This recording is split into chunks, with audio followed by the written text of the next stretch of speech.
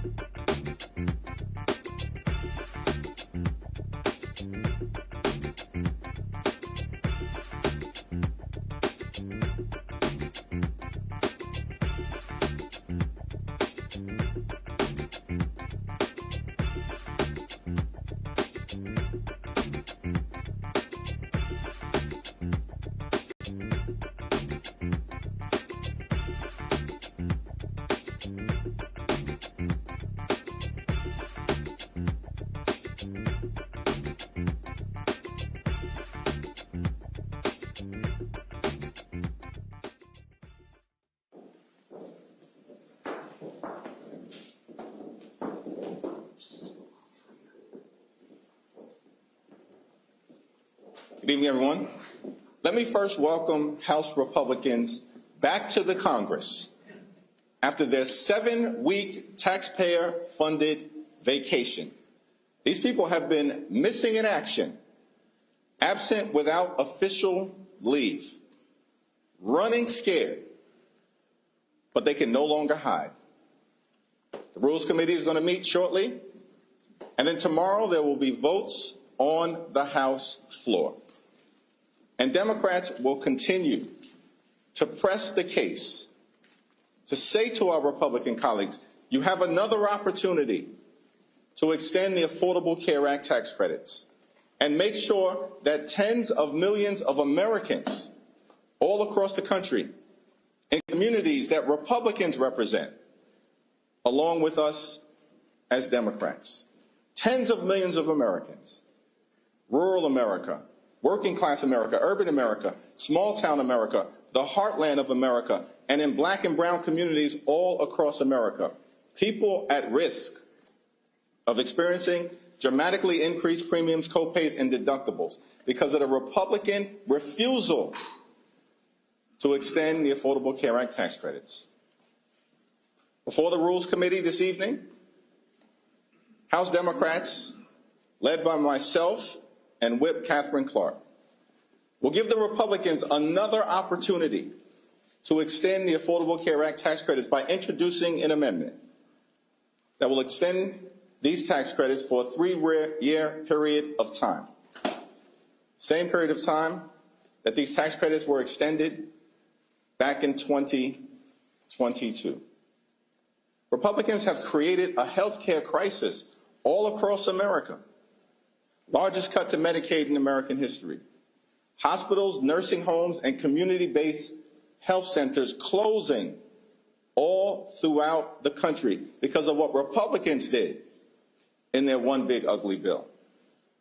Medicare still at risk of the largest cut it may confront in American history unless Congress acts by the end of this year.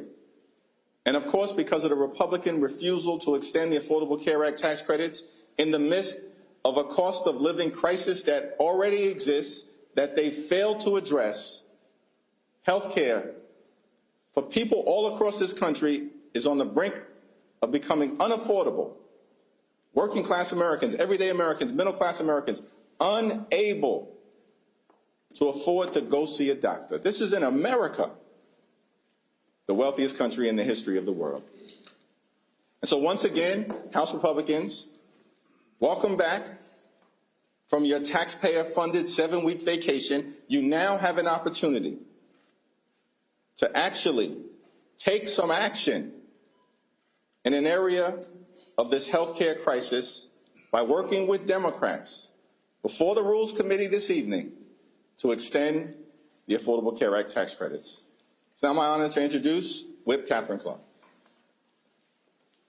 Thank you so much, Mr. Leader. And we are indeed looking forward to the return of the missing House GOP. 54 days. I know the dust has settled on their desks. I hope they can find their voting cards. And I hope, as Speaker Johnson said, when they were home on their vacation doing the most, quote, meaningful work of their careers, that included talking to their neighbors, talking to their constituents, because I can tell you what we are hearing from people across this country. It is fear, it is anxiety. The thought that they may lose their ACA insurance, the thought that they may lose their Medicaid or Medicare because of the agenda of the House GOP. Take away health care and give permanent tax cuts to the very, very wealthiest in this country. I hope that Mike Johnson talked to Morgan in Ruston, Louisiana. Morgan's son needs an inhaler that is paid for through her health insurance, and he needs frequent trips to the doctor to be able to survive and have a childhood he deserves. Morgan is so fearful that if she loses that coverage that her son depends on, there are no backup plans. There's no plan B. And so we are saying, listen to the American people and what they are telling you. I hope that you listened to them when you were home, avoiding coming to do your jobs here in the Capitol. And I hope, as the leader has said, you will take this opportunity tonight. We can't undo all the damage they've done, but extend the ACA tax credits for 3 years. Give small business owners, farmers across this country, moms and dads who depend on the ACA in order to get their coverage. Tell them they don't have to have sleepless nights worrying that their cancer treatment for their spouse might not be able to continue. They may not be able to manage their own diabetes, and they may not be able to find health care when they have a sick child. These are the very real cries of Americans. House Democrats are going to remain in this fight, and I hope that on their 54 days, they heard the American people loudly and clearly and will come back to their senses and do what's right and protect health care in this country. And now it is my great pleasure to introduce our ranking member and fellow Bay Stater on the Rules Committee, Jim McGovern. Thank you. So 8 weeks ago, Speaker Mike Johnson sent the House of Representatives home. He basically abolished the House of Representatives. And he did so because he cares more about giving tax breaks to billionaires than he cares about extending tax relief to working families so they can afford their health care. I took the train down here today because I wanted to make sure I got here for the Rules Committee meeting. I got an earful from a lot of people. People are pissed. People don't understand why this is so difficult. that in a Congress that, again, passes these huge benefits for corporations and for the well-off and the well-connected, can't find it within their politics to be able to pass relief to middle-class families who are going to not be able to afford their health insurance. I mean, this is not a talking point. This is real life. I mean, I've had constituents come up to me and tell me that they don't know what they're going to do. I mean, they can't afford the skyrocketing costs of their health insurance. This is a life or death issue for people. I have people coming up to me and saying they're going to go without health care for a year or two. They just roll the dice and maybe everything will work out okay. Health care ought to be a fundamental human right for everybody in this country. That this is so difficult tells you everything you need to know about the character of the people who are running this House of Representatives right now and the man in the White House. This is disgusting. This is immoral. We're going to go to the Rules Committee, and we're going to take the fight directly to the Republicans up in the Rules Committee. But this should be a no-brainer. This should be a no-brainer. And yet it is becoming this enormous mountain to try to climb in order just to get some help so that people don't lose their health insurance. What the hell is wrong with these people? Again, I mean, I wish Donald Trump could have been on the train with me today and heard some of the stories that I heard, but I don't think he ever has been on a train. I don't know. He lives in a bubble. But I wish some of my Republican colleagues were on that train. How can you not extend these tax benefits for people who are in such desperate need? Look, we're going to continue to try. The beautiful thing about politics is you never lose until you give up trying. And we're not going to give up, and we're going to fight like hell until this gets done. And with that, I'm happy to yield to one of my wonderful members of the Rules Committee, Congresswoman Mary Gay Scanlon of Pennsylvania. Thank you. So we've had this fight going all year, and I've been trying to figure out a way to break it down. But basically, there were two big tax issues that were coming due at the end of this year. One was the tax cuts for billionaires, and the other was the tax credits for folks who get the Affordable Care Act. In July, Speaker Johnson called us back, dragged us back here 4th of July weekend so they could ram through the tax cuts for billionaires. But when it came time to extend the tax credits for everyday Americans, they went on vacation. They went on vacation early. They said, we don't have to really deal with that. They were unwilling to negotiate with Democrats, and they just left town. So like my colleagues here, I've been hearing from my constituents throughout this period of time when we have not been here in D.C., which we have regularly been in D.C. trying to do the work.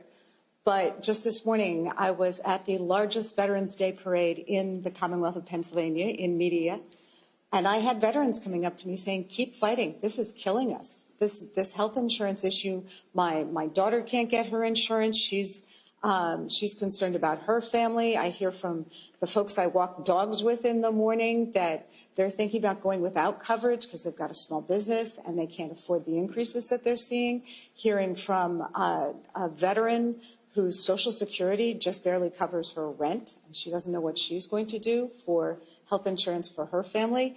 It's hitting Americans, and they're not stupid. They know who's fighting for them, and we're going to keep fighting for them.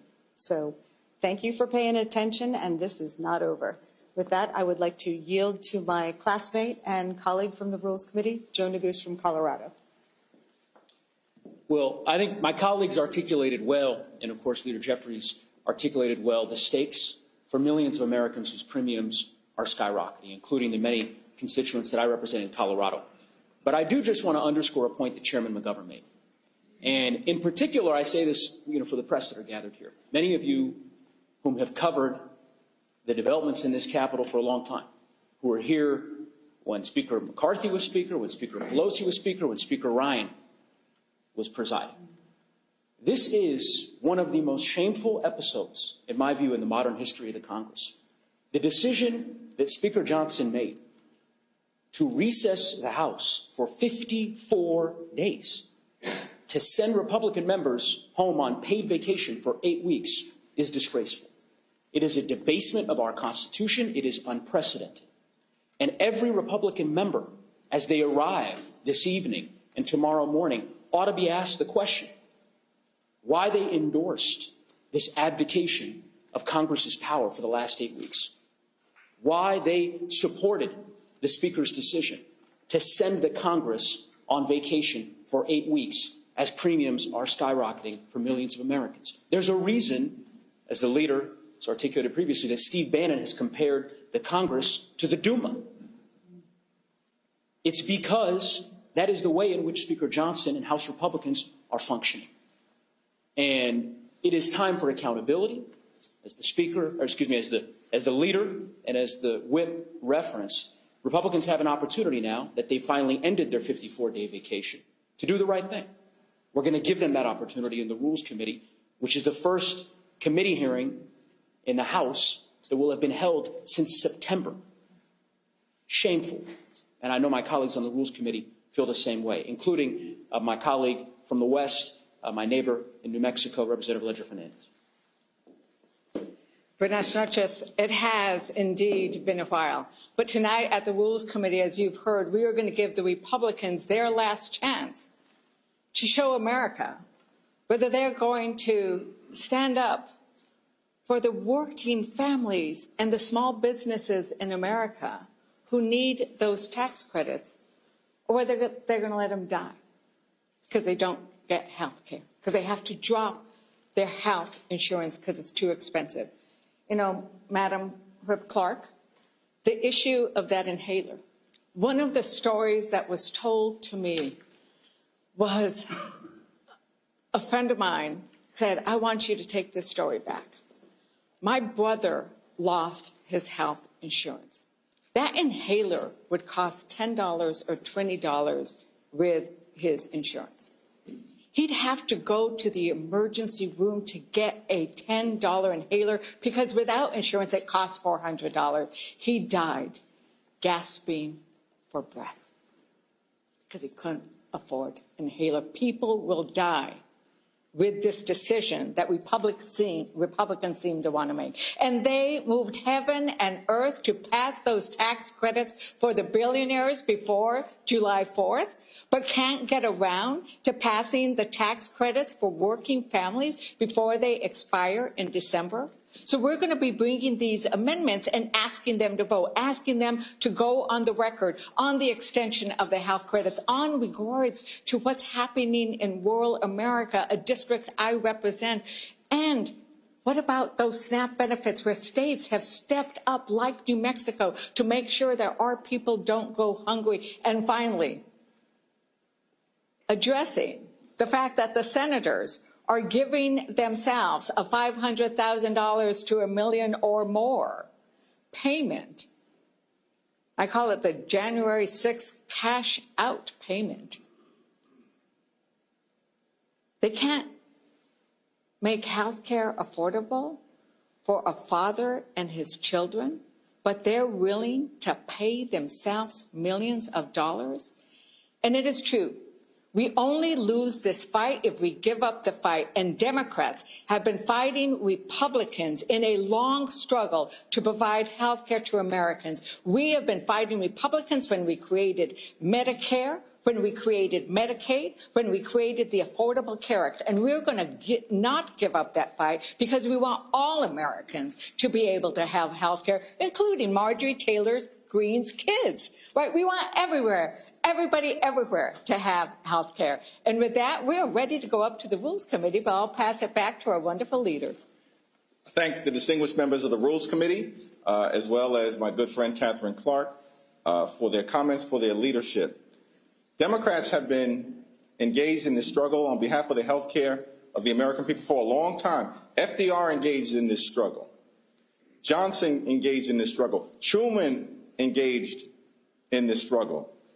Bill Clinton engaged in this struggle. Barack Obama engaged in this struggle. House Democrats are here to continue to engage in this struggle to decisively address the Republican health care crisis, standing on the shoulders of Democrats who for decades have been fighting to deliver affordable, high-quality health care for the American people. Questions?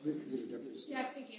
So a provision was added into the legislation with regard to potential, which I think you're referring to, that senators could essentially sue the U.S. government for up to $500,000 if they can prove that the data was used in investigations.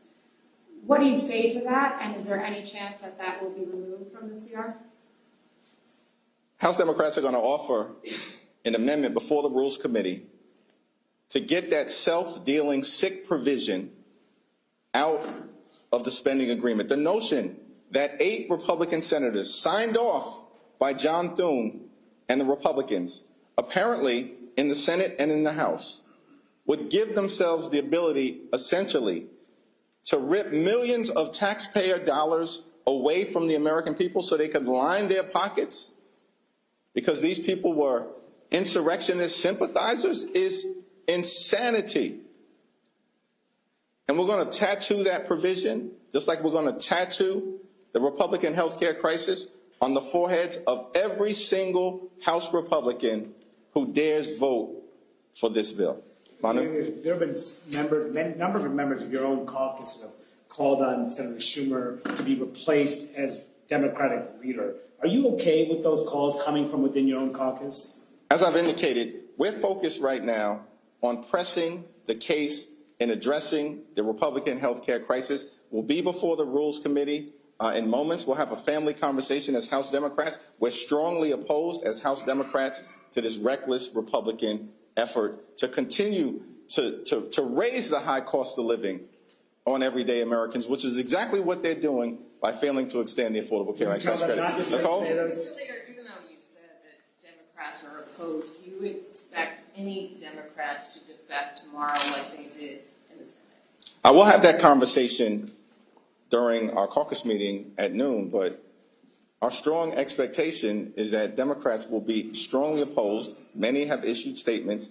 The New Dem coalition came out today. That's the largest caucus within the House Democratic Caucus, opposed to this Republican spending bill because it fails to address the health care crisis that Republicans have created.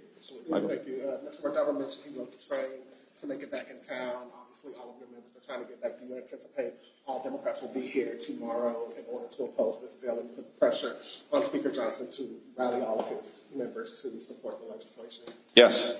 Congresswoman, Congresswoman-elect Alita Grijalva is scheduled to be sworn in tomorrow, and then you expect, she has said she will sign the discharge petition, the CANA massive discharge petition. Can you tell us when you would expect that vote to actually happen? Just explain to people, we've kind of been waiting for this for so long. Explain when you would expect that Epstein vote to take place. Yeah, let me defer to Whip Clark and once and future Chairman Jim McGovern on that issue. Thank you. It is long overdue that the Congresswoman-elect take her place, her rightful place, and be sworn in. So we are being told by the Republicans that that will happen now. They anticipate at 4 o'clock tomorrow before we begin debate on the rule. And it is just another one of those breathtaking split screens that as they are home and we are watching this suffering going on, that they have also decided to put off swearing in Congresswoman-elect Grijalva because they don't want her to sign a discharge petition that would force a vote on the Epstein files. So they don't want to give Americans health care, and they don't want to find justice for the survivors and victims of Jeffrey Epstein. It is an amazingly arrogant and dangerous statement that they are making to the American people about their own security. And it should if she signs it tomorrow, it should ripen in early December, so we can expect a vote. I mean, that doesn't mean that the Speaker of the House might try to do some, shenanigans with the discharge petition, but if all goes the way we want it to go, early December. It's unbelievable that 7+ weeks, Representative-elect Alita Grijalva was elected in late September, decisively has been denied the ability to serve more than 800,000 people in Arizona. And why is that the case? It's because Republicans are running a pedophile protection program They are intentionally hiding the Jeffrey Epstein files. But those days are over, because as soon as Representative-elect Alalita Grijalva becomes Congresswoman Grijalva, her first act, as she's indicated, is going to be to sign that discharge petition. It's going to force a vote on the House floor, and the American people are going to get the transparency that they deserve. Jeffries, you've not taken off the table a discharge petition on the ACA subsidies. So have you had any outreach yet to Republicans on that, or is it too soon for something? We haven't had any conversations with Republicans. We're going to be before the Rules Committee shortly. We're going to introduce an amendment that gives them an opportunity to extend the Affordable Care Act tax credits, and we're going to continue to make the point to our Republican colleagues. Our position is simple: cancel the cuts, lower the costs, save health care. Thank you, everyone.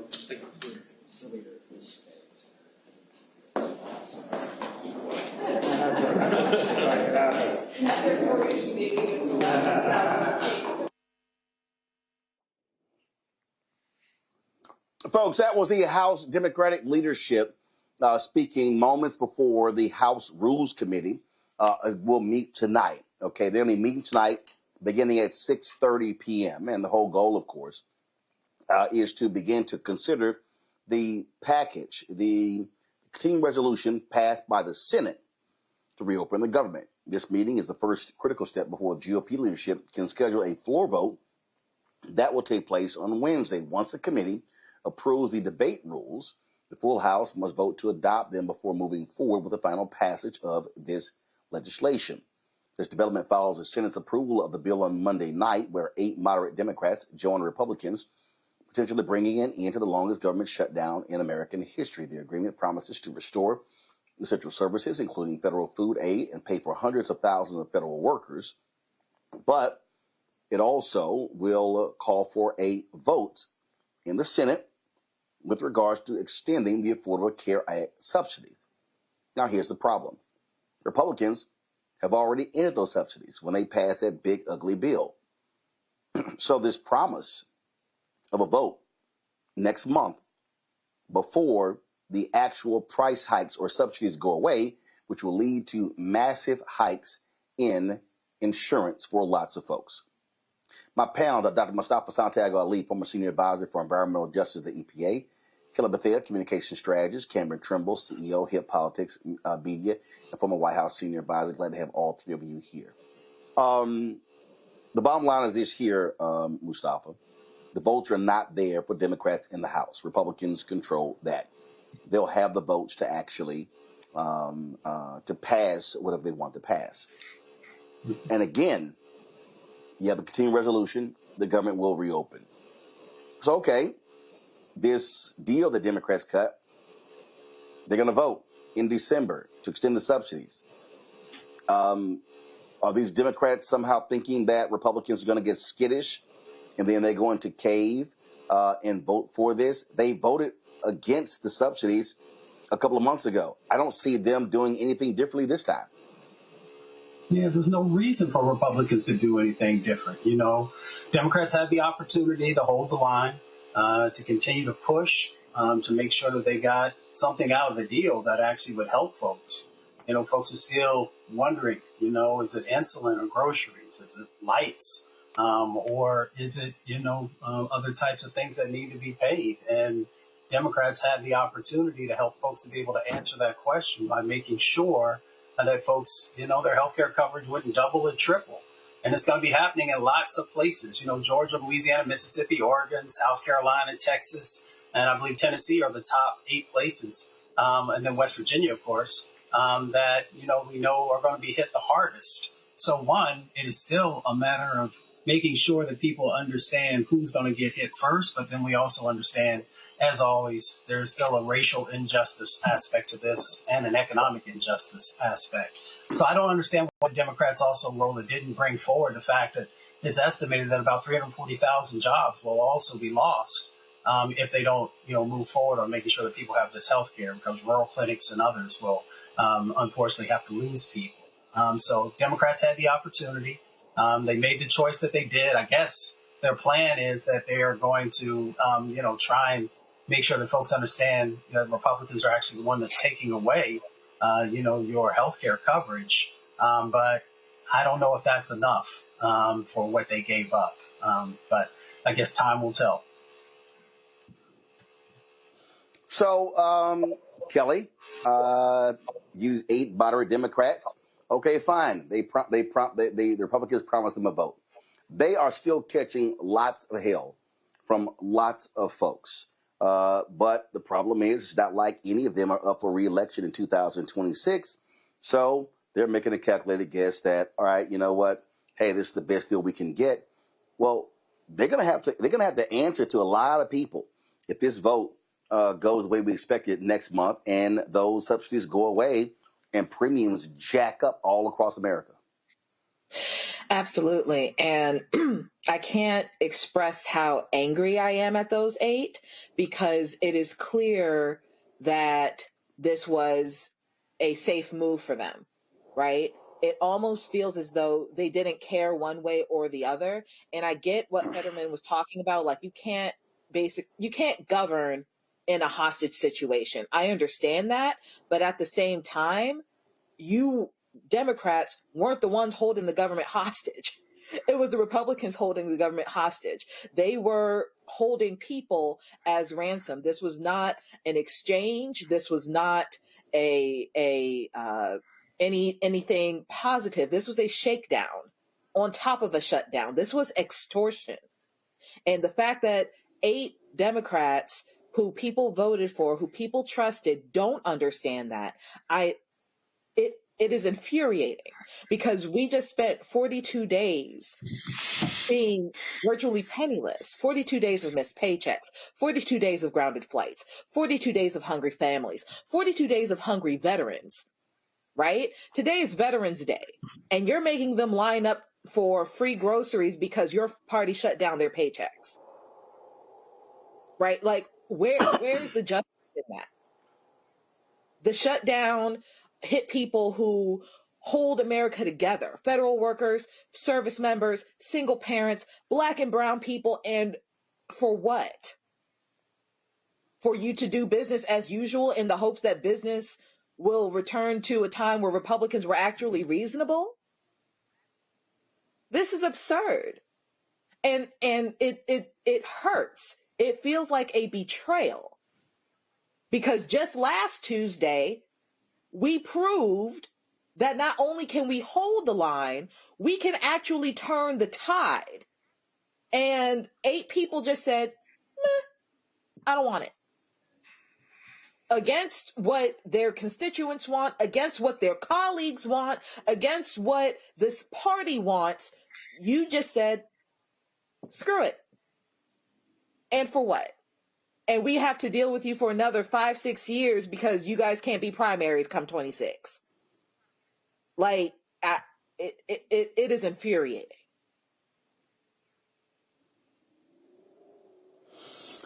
So, Cameron, what do you see what's next? There are some who say, you know what, guess what?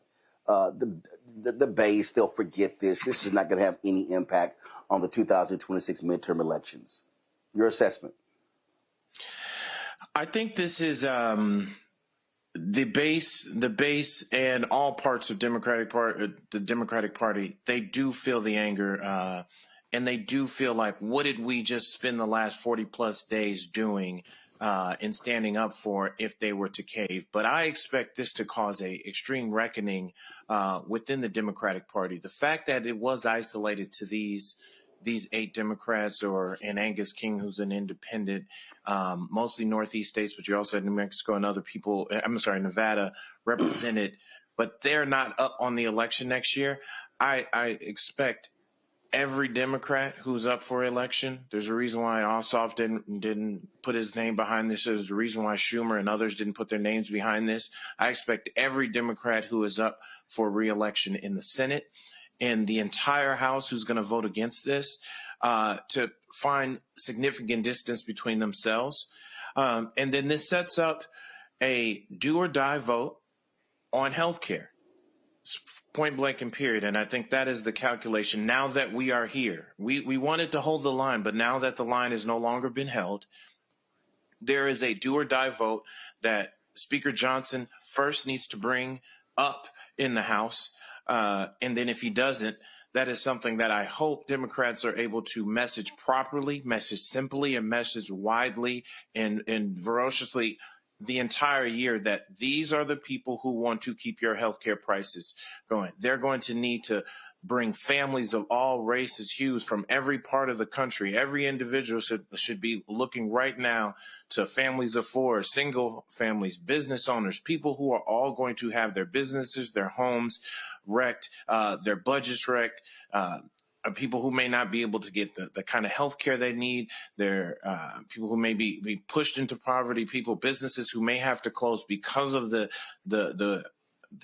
I would say the gripping costs of healthcare and the rise of healthcare, and they must message on that for 360 plus or however many days until the next election to make this around a single issue around healthcare. So I do expect that there will be significant distance placed between the House Dems and also this might be a chance, honestly, to pick up some seats and to try to hang this around the neck of every Republican, whether it be in the Senate, House, hell, even down ballot, the fact that they supported folks not being able to have health care, they supported more people dying, they supported more people not being able to get the necessary drugs or medications they need. They supported the closing of rural and urban hospitals and all the jobs lost. They need to be very crystal clear on hanging this around the neck of those of everybody who's on the ballot next year. Here's the question, and many people have been calling for this, and Mustafa, I'll start with you. Is it time for Democrats to replace Chuck Schumer? He couldn't keep his caucus. He couldn't hold his caucus. Some believe that privately he sort of gave them the nod saying, I'll vote against it, but you guys go ahead and vote for it. Is it time for Democrats to have new leadership in the United States Senate? Let me answer that this way. You have two responsibilities in that position. One, to be able to count the votes. The second part is to be able to hold your caucus together. And he has not been successful at being able to do that. I understand that it's a very challenging moment and challenging situations, but you should have enough cachet to be able to have those conversations with your folks to say, this is not the moment to do this. This is how we are going to move forward together as a whole caucus. And that's the responsibility of a leader. So, many of us feel that new leadership would help to revitalize and help to bring energy back and hopefully also bring some focus back. So I guess we'll see what happens after this. Kelly, is it time for Chuck Schumer to go? It's absolutely time for him to go. And we can thank him for his service on his way out. Because at the end of the day, 8 Senate Democrats crossed the line that we were holding, right? They crossed the line and they handed Republicans a victory that they didn't deserve, they didn't earn. They didn't end the shutdown by doing this. They endorsed extortion by doing this. And when Democrats vote for bills that gut health care / worker protection, shielding GOP senators from accountability, that doesn't make you a moderate. It doesn't make you a blue dog Democrat. It makes you a co-conspirator. It makes you a collaborator. And Chuck Schumer knows that. And Chuck Schumer didn't do anything to stop it, whether it was because he didn't have the power to stop it or whether he did have the power to stop it and he was like, oh, well, it's only 8. Like, that rationale alone is enough for me to say, your time has come, sir. We need new blood. And frankly, last Tuesday proved that. Outside of all of this rigmarole, last Tuesday proved that not only do we need new blood, we are voting for new blood and we want them in those seats. Cameron, stay, go. Schumer. I'll say this about Schumer. I think the other thing, to Mustafa's point, the other thing that the head of the Senate and the House, whether it's the minority leader or you're the Speaker of the House, is also significantly around fundraising. And Schumer has proven to be a fundraising force. Unfortunately, money is throughout our politics, and there are many members who struggle to raise the money that is needed to compete in today's political landscape. And he has the ears of the donors in New York and around the country. So he still does that, but even that I don't think is as effective as it once was. I think the people will decide if it's time for him to go. I'm not a New York resident. I don't know how well he represents New York or not, or the current New York. Yeah, no, but Cameron, him being a United States Senator, that's the people voting. The Democratic caucus chooses their leader. So the question is it time for the Democratic caucus to choose somebody else to be their leader, to be the Democratic leader in the United States Senate? I'll say this. I because of how I look at the Democratic Party as a whole and what I think I have the faith in the party to be able to handle or not handle. If it happens, it has to happen organically.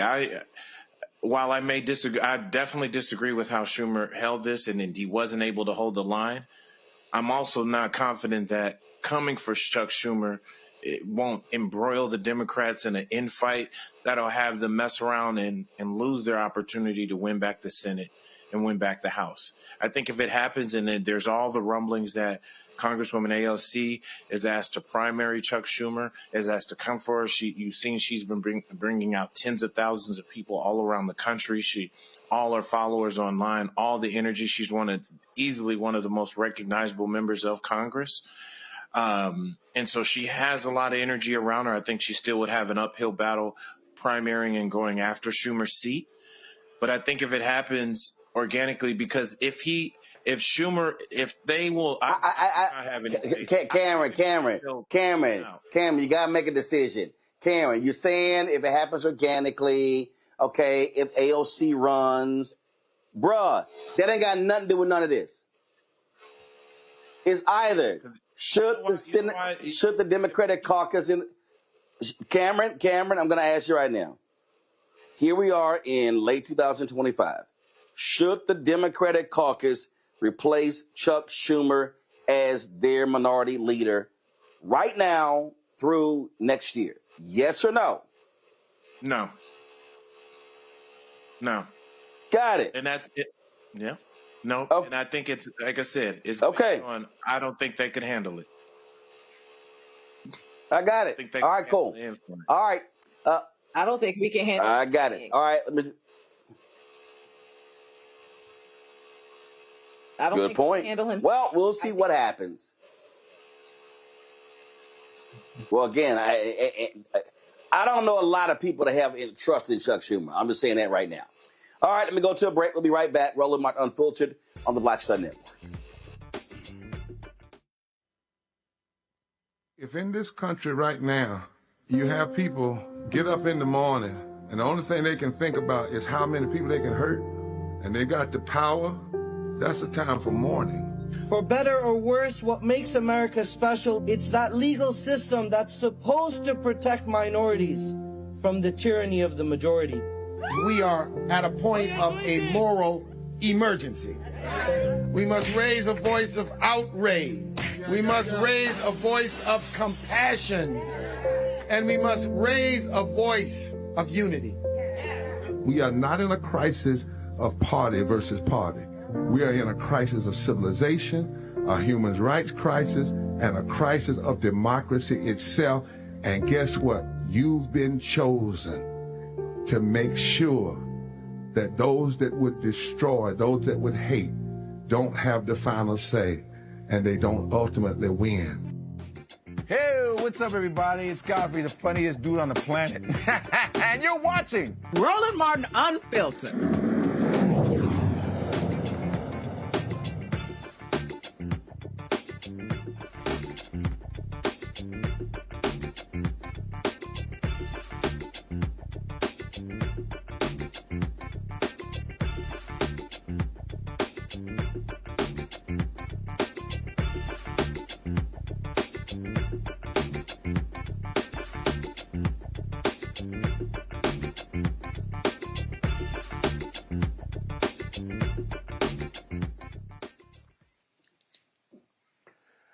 Folks, today is Veterans Day, and on this day, Alabama wants to honor its black heroes. A new bill in Congress aims to pay lasting tribute to the legendary Tuskegee Airmen, the black fighter pilots who shattered barriers and flew with courage during World War II. Alabama Congressman Shamari Figures introduced the bipartisan bill to rename the Tuskegee Post Office as the Tuskegee Airmen Memorial Post Office. With support from the entire Alabama congressional delegation, this initiative aims to permanently recognize the bravery and sacrifice of America's first black military aviators. Figures released a statement saying it designated the Tuskegee Post Office as the Tuskegee Airmen Memorial Post Office. It's a meaningful way to honor the legacy of these trailblazing heroes, and I'm proud to do this on my first Veterans Day with the full support of Alabama's congressional delegation. Tuskegee Airmen, whom I especially honor on my first Veterans Day, not only broke barriers in our armed forces, but also inspired generations of Americans to serve with courage, integrity, and pride. This recognition ensures that their sacrifice, bravery, and historic contributions to our nation will never be forgotten. Congressman Figures calls it a fitting tribute to honor greatness and ensure that Tuskegee Airmen's legacy continues to inspire others. All right, folks, let's talk about Utah, where a Utah judge hands a big win to the state Democrats. Judge Diana Gibson rejected a Republican-passed redistricting plan that created 2 more competitive districts in the state. Judge Gibson's denial of the new map will create a solidly Democratic district that covers Salt Lake City, giving the party its second win in the redistricting wars that have swept the nation ahead of the midterms. In her ruling, Judge Gibson said the Republican map, quote, fails to abide by and conform with the requirements of a 2018 voter-approved ballot measure that created nonpartisan redistricting standards for the state legislature. Now, in October, Republican state legislators passed the map that the judge ultimately denied, which created 2 competitive districts that still favor Republicans. The case centers on a voter-approved measure against partisan gerrymandering in the state, passed in 2018, which Republicans are now collecting signatures to undo. It's amazing how often that happens, Kelly, how Republicans, they really don't like these redistricting commissions. They didn't like the one in Ohio, in Michigan. And what does it tell you that the voters approved it, and then they're like, yeah, we're going to come back and undo what you guys approved? Don't like accountability, and that their tricks aren't as sustainable as they once were, because this is what democracy looks like. This is what accountability looks like. A judge standing up to decades-long hustle, rigging maps, silencing voters, and I feel like it is a micro example of what's happening across the country and what can happen across the country in terms of judges doing their job, fighting against this regime, and just making sure that, frankly, the law is working the way it's supposed to be working. But I do want to give credit where it's due, because this fair map came from the League of Women Voters, specifically Mormon Women for Ethical Government. And, I'm not a Mormon by any stretch, but women were able to do what politicians, Republicans wouldn't do, refuse to do, and that's fight for democracy. So kudos to them, because at the end of the day, Republicans didn't accidentally draw those maps. It was absolutely on purpose. They carved up communities with the precision of a scalpel to make sure that they stayed in power, to make sure that it stayed white and manly. And that is not fair. It's not right. And the judges saw that and overturned it as it should have been.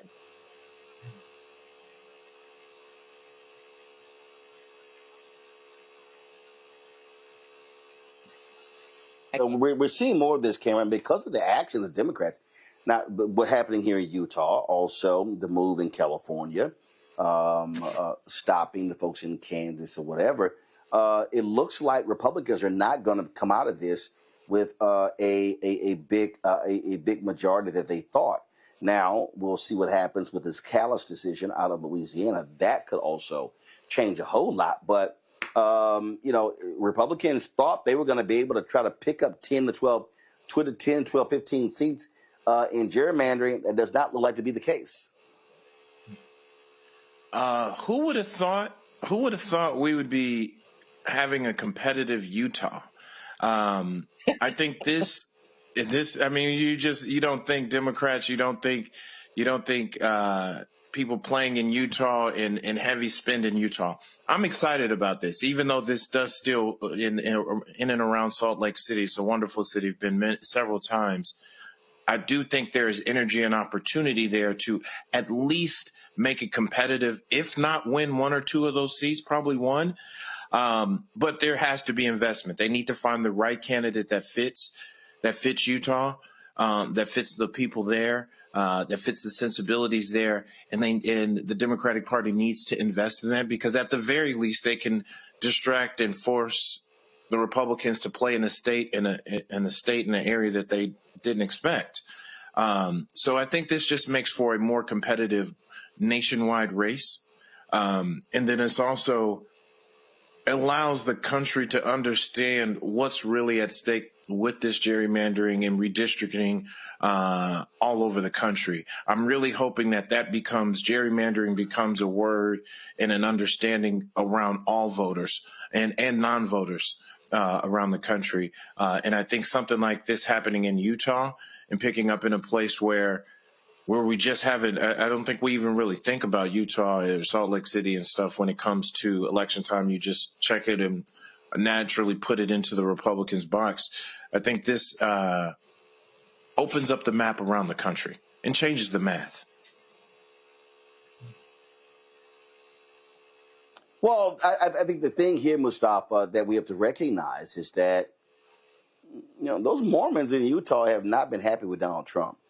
They have really been, challenging him, calling him out. And in the data, you see his numbers are not good in that state. And so I think what Cameron said is certainly a positive for Democrats. How Utah being able to have a second congressional district there, yeah, pretty big deal. Yeah, I have family in Salt Lake. And, it's interesting because they feel like, the values that are coming out of the White House are not in alignment with their values. We see all these types of egregious things that this administration does, and it just goes against the grain of many folks across our country, not just in Salt Lake, in a number of locations. And that's why you got to have a 50-state strategy. I know that has not necessarily been the way that the Democratic leadership has approached over a number of years. But, you shouldn't just let anyone slip through and not make sure that you have the resources and the focus in their areas. So that's the first thing. The other thing that we've got to make sure that we stay mindful of is that, whether you're in Salt Lake City or you're in Sacramento, California, or you're in Biloxi, Mississippi, a lot of folks are in pain right now. They see the country moving in the wrong direction. And because they see that, folks want to have fair maps. They want to make sure that when they cast their ballot, that they have the ability to actually change the dynamics that are happening inside of their communities and therefore are happening inside of their families. So that's why you got to make sure you make those investments everywhere, because this is the moment when you can actually show real leadership. This is the moment when you can actually help to change people's what's going on in their lives in this moment and the future. And we'll see if the Democrats actually stand up to that, or maybe it'll be some independent folks that will. But there is an opening, and we'll see how folks proceed. Well, listen, I keep saying this here. You can win in the courts, don't mean nothing if folks don't vote. And so over the next year, it's going to be a really, really vigorous battle in this country. All right, folks, going to a break. We come back. Barber-Scotia College, they're bouncing back after being that close to losing their accreditation. We'll talk to their president when we come back right here. Roland Martin Unfiltered on the Black Star Network. Don't forget to support the work that we do. Join our Bring It Punk fan club. If you want to contribute, please do so by you're going to use Cash App. Use the Stripe QR code. You see it right here, bottom left-hand corner. PayPal is R Martin Unfiltered. Venmo RM Unfiltered. Zelle Roland at RolandSMartin.com. Roland at RolandMartinUnfiltered.com. We'll be right back.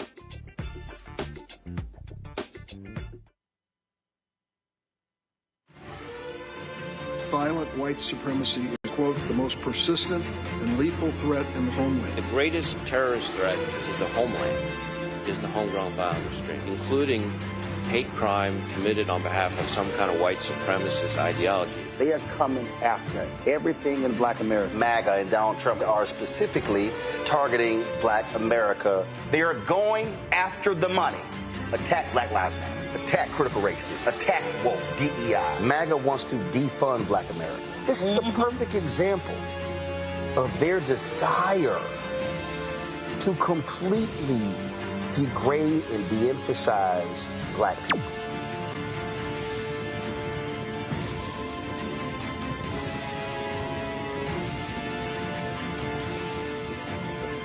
Your boy Earthquake, giving Roland Martin something to do, because he don't know what to do. He from Texas. Ain't his fault.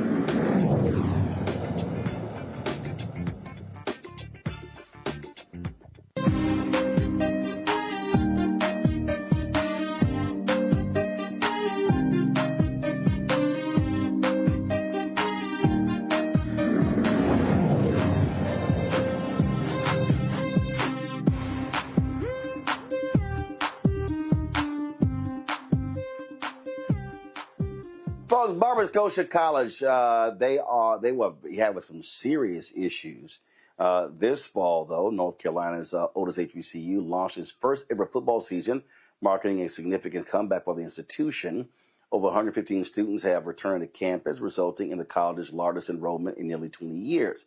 After losing its accreditation, Barber-Scotia College is now gaining momentum, reintroducing football, basketball, and baseball as part of its efforts to restore accreditation and revive the legacy of its historic HBCU. Chris Ray, the president and CEO of Barber-Scotia, joins me right now. President Ray, glad to have you here. So how does restoring sports bring you back? Is that not a costly venture for Barber-Scotia? First of all, I appreciate you for having us on tonight. And it's a part of the strategy. It was a part of the recruitment strategy that we thought was important to get students back involved, to get students in the pipeline. As you know or may not know, that when you are trying to get back accredited, it's critical that you have students enroll. That's a part of the accreditation formula. And we realized that in order for us to position ourselves for the best possible opportunity, we needed to make sure that we had a pipeline of students that we know that would be coming into the institution. And so we thought sports would be the best way, and it's worked. We've had over 100 students who have enrolled. We got another almost 100 in the pipeline coming in the spring and in the fall of next year. So we're really excited. Are these folks on full scholarship, partial scholarship? How are you making this happen? Sure. So let me first shout out the alumni of Barber-Scotia College, who has done a tremendous job of stepping up to the plate to help solidify the financial backing of the institution. And that's the only way that this was going to work, is that we needed to make sure that we had the alumni stepping up. And so what has happened is we've been able to create our own internal financial aid for our students. Our students are able, some of them they're paying out of pocket. We're able to help with partial scholarships, and many of them are getting other aid from families and friends to be able to help to cover the costs. And we've made it affordable. So to attend Barber-Scotia College now, it's $2,500 a semester, $5,000 a year, because I believe that affordable education is absolutely possible if you create the right formula for it. And so it has allowed these parents to say, you know what, I can take a chance on Barber-Scotia because it's affordable for me and my family. That's an extremely low amount. How are you able to charge that low for tuition in this climate where we normally have skyrocketing tuition cost? Sure. So, when I took the job as president, I had to sit back and try to reimagine what the HBCU of the future should look like. And I think what we've fallen on is thinking that we have to touch all of our students. Now, I spent 22 years in the Army. I was a signal officer. I had a cybersecurity background. So IT is a big part of my professional training. And when I took the job and I spoke to the Board of Trustees, I shared with them that we have to reimagine a Barber-Scotia that cannot return the way that it left. And so we have to look at a hybrid formula where we have students who are in person, That's the traditional way. That's what we're all used to. But we also have to have a robust amount of students that are going to be online for the future.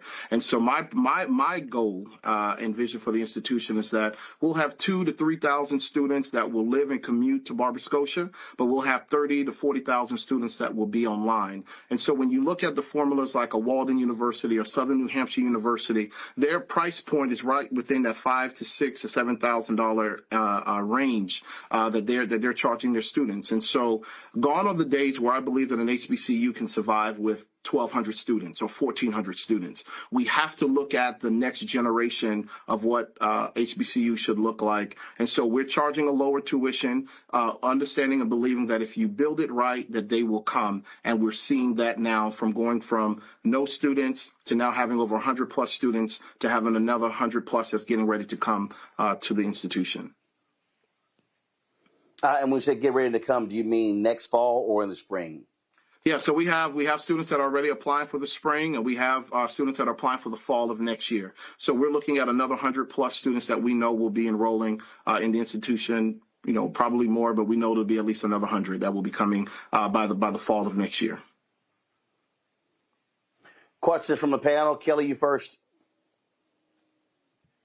First and foremost, congratulations on this feat. As a HBCU grad myself, I'm always for the preservation of HBCUs, and this is fantastic work on your end. My question to you is, as far as specialties and what Barber-Scotia will be known for as far as academics, are there any programs that you want to tout and advertise over others? Like, what will you guys be known for outside of your athletics? Sure. So thank you for that question. So when you think about what the future of what the institution is going to be, you know, we're looking at three streams. You know, number one, I want to have a robust certificates program for our institution, and we've just partnered with an organization that is going to allow us the opportunity to have an array of certificate programs on the healthcare side and on the IT side, and then you have RHC Workforce Solutions, which is our next huge partnership around our workforce development and our trade school that we're going to have, because I believe that Barber-Scotia needs to be the place where everyone gets an opportunity. And then you have your traditional degrees. We are 3 miles away from Eli Lilly. This gives you a thought, an idea of where we want to go. My long-term hope is that we'll have our own pharmacy school as an institution, because you can't be 3 miles from an Eli Lilly and there not be a pharmacy school opportunity here at Barber-Scotia College. So we're looking at the STEM programs, but we're also looking at making sure that there is a strong skills training opportunity here, trade school opportunities, and then the traditional. So our saying is you can come to Barber-Scotia where you can get skilled up, trade up, or degreed up, because you have to be a place for everybody, not just I want to get a 2-year degree, a 4-year degree, because everyone doesn't need a 4-year degree.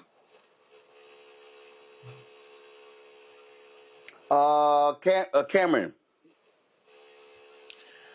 Again, also as an HBCU grad, congratulations. Love to see more us increasing the number of HBCUs in these challenging times. I was really intrigued by your focus on online learning. I think that is really the future. It's the now and the future, given we are also in a hybrid work environment. People are looking for more convenience, and people are looking to maybe attend a HBCU that may not physically be close enough to campus, but still want that education. Can you expand on how you see that as an opportunity for Barber-Scotia and potentially HBCUs around the country? Yeah, I think that that's one of the areas that we have missed the mark as HBCUs, and there's a lot of reasons why you can say we didn't have the formal investment in our IT infrastructure to be able to do this. But there are over 500,000 African Americans that are enrolled in online programs in programs outside of HBCUs. Let that sit with you. 500,000 African Americans. And so we know that there is a market of individuals who are interested in online learning. They're not going to be the traditional I want to come. I need to sit in a classroom. I need to hear from a professor. Life been lifing, and I have an opportunity now to finish my degree because I didn't go to school earlier or whatever the case may be. So, we as HBCUs have to have a pipeline for our online learners, our adult learners, that clearly there's a market for that. And I recognized that when I took this job, and I said, because the way that we left, we might as well come back a new way and come back in such a way that embraces the online learning so that we can have that as a segment that is going to be able to fuel and fund the institution while we also still have the traditional side, those students who want to come, those students who want to be involved, those students who want to touch and feel the HBCU experience. We'll be able to provide them with that in the in-person space, but then have this huge, robust online infrastructure. And now imagine then taking very smart HBCU creatives and then being able to overlay that online experience, and I think that we can do it. There's no question in my mind that we cannot build the right infrastructure to do that, because that is the future. Because again, I'm a firm believer that if you continue to just have in-person 1,500, 1,300, 900 students, you're going to continue to have the struggles that you continue to have. And not only on the HBCU side, but you see PWIs that are small private schools that are closing all the time because they're having the same challenges and issues because they have not invested in their online infrastructure. So my goal, 2,000 to 3,000 students that will be in person and commuting and living on this campus, and we'll have another 20 to 30,000 that will be online that will power the internal business infrastructure of the college while still giving them a great HBCU experience, just that it'll be online. Mustafa? President Ray, as everybody said, congratulations. I love listening to anybody who's actually trying to create 21st century HBCUs, and you're definitely moving in the right direction. To be able to achieve the goals that I know that you're moving forward on, you've got to have partners and partnerships. What is that going to look like as you move down the road? Yeah. So again, another great question. When I took the job, we were saddled with a lot of challenges as an institution. And so, I remember the talk from, some of the folks, hey, you're just another president. We've seen this before. We owed the city. We had challenges with the county. We owed the state of North Carolina. We owed the federal government. You fast forward 2 years later, we've paid off the debt to the city. We've paid off the debt to the state of North Carolina. Working with our congressional leaders right now to address our federal debt that we have. We've had some engagement. We're going to be announcing soon our resolution with the county, which we believe is going to that's moved in the right direction for Barber-Scotia College. And so now what's happening is that we're now getting phone calls from other Fortune 500, Fortune 100 companies that are saying, hey, we've been following your story. We're interested now in getting involved. We want to be a part of your rise. Our mantra is Barber-Scotia Rising. And so they want to be a part of that early piece to us moving forward. But that's how we got the workforce development piece, right? RHC Solutions said, we want to be there to be the trade school arm for you. Vision Quest is the organization that we're going to be partnering with that said, we want to be a part of making sure that we help you build a robust certificates initiative, for Barber-Scotia College. And then we've had a bunch of community organizations. I first got to shout out the D9. The D9 has truly stepped up in a huge way in helping to provide funding. And I'm not just talking about my local D9 folks, but the national D9 folks. I've had other HBCUs who've written checks to Barber-Scotia College to help support what we were doing. But then we've had local businesses that have said, you know what, you need your dorms clean. We're going to clean your dorms for you. We're going to help you with your electrical work. And it's really just been amazing to watch the community come together to say, you know what, we're not going to allow another HBCU to close on our watch. But I think that the reason why they got behind us is because they see that we have a plan, and they can now get behind that plan and be a part of what is going to be something super special here in the Concord area. All right, then. Well, President Ray, we're certainly congratulations on that, and we'll see how things unfold over the next few years. Thank you so very much. Thank you for the opportunity, and thank you for telling our story. All right. We appreciate it. Thank you so very much. All right, folks, got to go to a break. We come back, more to talk about. Also, man, the weather was crazy today here in Bermuda. Winds up to 55 miles an hour. Wait till I show y'all some of the video of us out there playing golf today. Today was the amateur tournament. Tomorrow's the pro-am. The PGA Tour stop starts on Thursday. And so, but still had a ball out there. You're watching Roland Martin Unfiltered right here on the Black Star Network. They said the quiet part out loud. Black votes are a threat. So they erased them. After the Supreme Court gutted the Voting Rights Act in 2013, Republican legislatures moved fast. New voter ID laws, polling place shutdowns, purges of black voters from the rolls. Trump's Justice Department didn't stop it. They joined in. In 2018, his DOJ backed Ohio's voter purge system, a scheme that disproportionately erased black voters. Their goal, erase black votes and political power.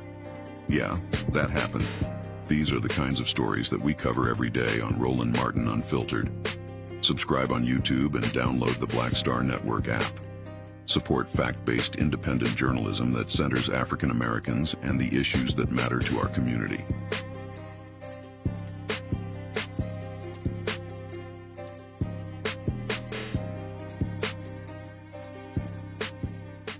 Me, Sherry Shepard, and you know what you're watching, Roland Martin Unfiltered.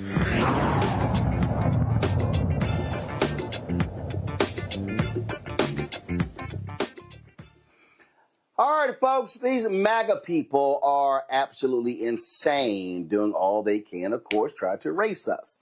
Let's go to my alma mater, Texas A&M University, where the Texas A&M University system regents are going to vote later this week on a proposal to ban classes on race and gender ideology unless these courses receive approval from the institution's president or a designated representative. This is the latest step in the conservative effort to eliminate what they perceive as liberal-leaning teaching from Texas universities.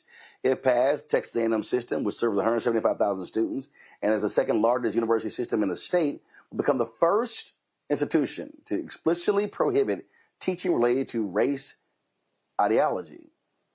Will be the first institution to bar teaching to race ideology explicitly. According to these white folks, race ideology is defined as a concept that seeks to shame a particular race or ethnicity, accusing them of being oppressors in a racial hierarchy or conspiracy, assigning them less value as contributors to society, imposing intrinsic guilt, or promote activism instead of instruction. Okay, so here's what's really at play here, Mustafa. And people need to understand something right here. So in Texas, these white MAGA folk, they believe that the University of Texas is just foregone being a liberal institution. So what they decided to say, hey, Texas A&M is going to become their playground. It's going to become the conservative institution of the state. That's really what's going on here. And you've got these Board of Regents who are doing the bidding of that crazy, nonsensical Governor Greg Abbott, who announced he's running for re-election. And this is the reason why I really hope people get out and vote in serious ways. Abbott should be defeated.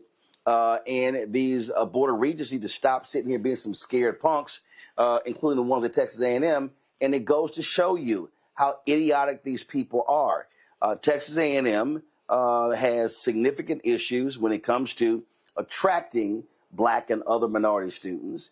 And this ain't going to help, but it goes to show you what MAGA is doing in America.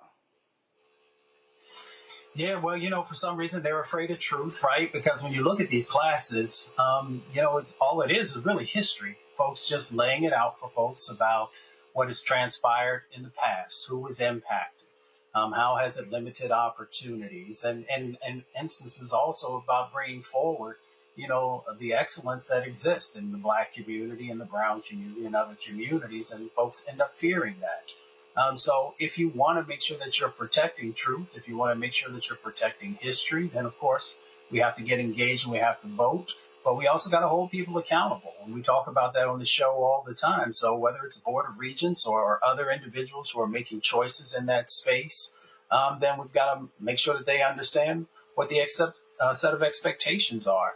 And if you don't do that, then folks will feel, one, if they want to do the right thing, that they're out there by themselves. Two, if they don't want to do the right thing, that there won't be any repercussions. Cameron? I think Texas A&M is in a unique and interesting place now. Texas A&M also, with this going on, this is also juxtaposition that they are in a major $100+ million investment in their football and in their sports system as another way to hopefully draw students, and I think draw a lot of black students from both in-state and out of state. And it's interesting to how they plan to look to erase our history. That ain't working. That ain't working.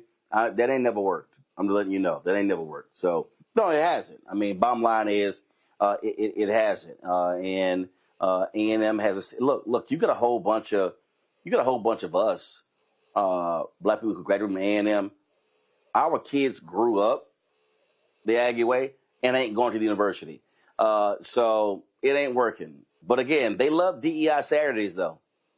They love seeing black talent on that football field. But they won't teach our history in the classroom. And that was the point I was making, is that they want to continue to put all this money and hopefully turn themselves into a larger football powerhouse in this interesting NIL world we're in. And they're looking to do that on the back of black talent across their sports. But then when those same students need to go into the classroom and may want to deal in African-American studies, may want to learn something more than a whitewashed history of our people, they won't be able to find it in those history books. So it's discouraging. I'm hoping this is just another rallying cry to get a lot of people, not just the folks who are voting around the state, to really look at look at Governor Abbott and look at who's their representatives. But also, hopefully, this is another piece and something on the board that gets people who are on the couch in Texas, because I think this all feeds into a system, and Texas has been so egregious in so many different ways that they're looking to utilize their power to erase our history. And quite frankly, we just can't stand for it. Hey, Kelly, it's simple. What you're seeing is the attacks on black folks and others all across this country. It's happening at the federal level, state level, it's going to the local level. And I keep telling people, the way you shut these people up is you throw them out of office. Texas has the most eligible black voters in the country. When Beto O'Rourke ran against Greg Abbott, 75% of young people 30 and under did not vote. There's a way to defeat them, and that's the ballot box. Because the governor in Texas appoints the University Board of Regents. You get a new governor, you get new regents. I mean, as far as I'm concerned, this is McCarthyism with a Texas accent, and I'm not about to mimic a Texas accent because that's not my style, but that's what it looks like to me. Because when a state bans classes based on race and gender, that's not policy, that's not in the best interest of the student. That's political violence against black and brown people. That's political violence against queer and women scholars, right? This isn't about classrooms. It's about control. It's not ideology. You're talking about black studies. So when you're talking about these things and in these veiled attempts to, basically pull the wool over people's eyes, like, this is about black and brown people and you wanting to control the narrative of y'all being ain't shit. Y'all don't want the world to know that y'all ain't shit. That's really all it boils down to. So you can ban the course, but you can't ban reality when it comes to these things. And to your point about the vote, I mean, that goes across the board, not just in Texas. We have to vote. We have to use the political power that we have while we still have it to get this type of ideology out of main discourse. We have to use what we have to push what we want. And what we want is diversity. What we want is inclusivity. What we want is equity. That's what DEI stands for. And we need to start saying it just like that. So for people who say they're anti-DEI, so you're anti-diversity. That's what I'm hearing. You're anti-inclusivity. That's what I'm hearing. Not you're anti an acronym that you don't want to spell out, because then we're actually calling you out on your shit.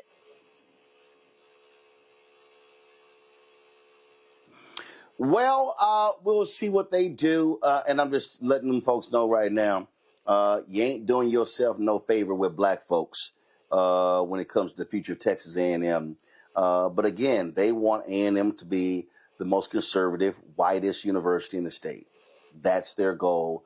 That's their strategy. But again, they sure don't mind they black ball players. And that Dr. Greg Carr always says, if black ball players decide to say, you know what, we're not going to reward these universities like Texas A&M who don't give a shit about black people, trust me, they don't go to those universities. They ain't got no sports programs. All right. I'll be right back. Rolling my Unfiltered on the Black Star Network. If in this country right now, you have people get up in the morning and the only thing they can think about is how many people they can hurt, and they got the power, that's the time for mourning.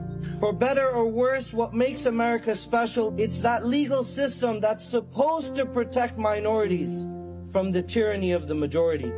We are at a point of a moral emergency.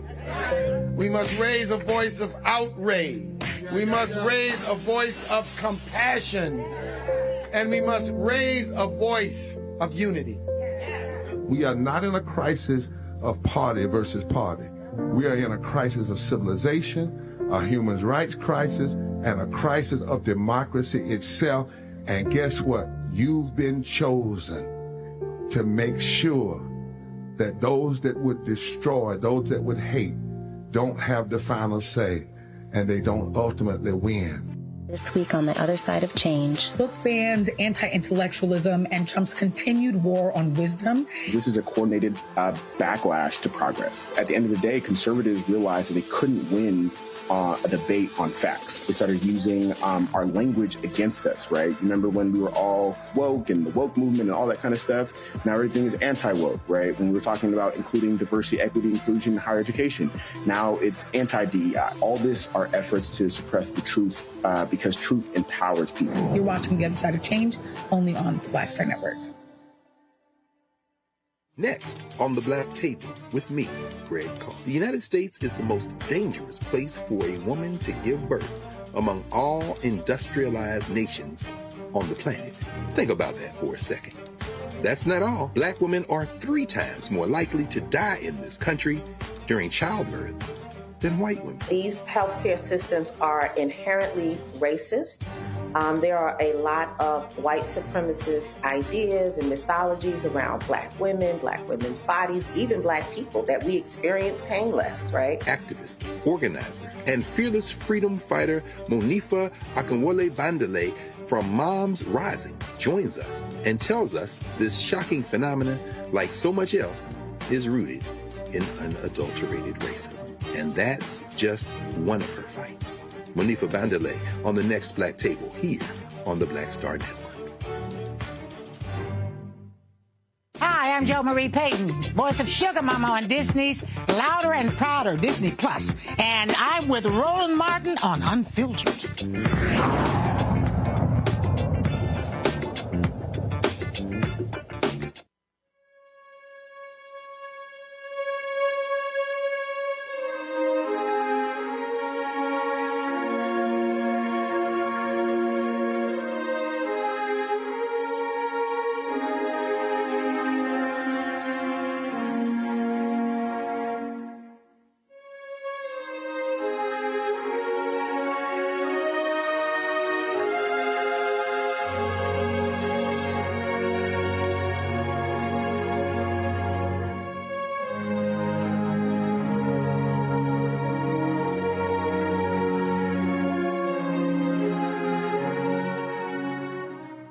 Folks, 3-time NBA Hall of Famer Lenny Wilkens has died. Wilkens was one of the finest point guards of his era, who later brought his calm and savage style to the sideline, first as a player coach and then evolving into one of the game's great coaches. Keep in mind, y'all, he was a player coach for several seasons.